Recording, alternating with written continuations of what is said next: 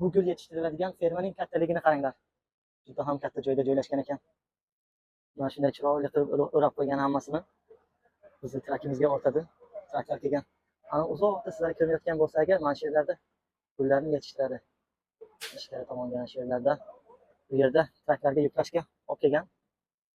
Shularni olib ketamiz. Juda ham ko'p, juda ham katta joyda joylashgan.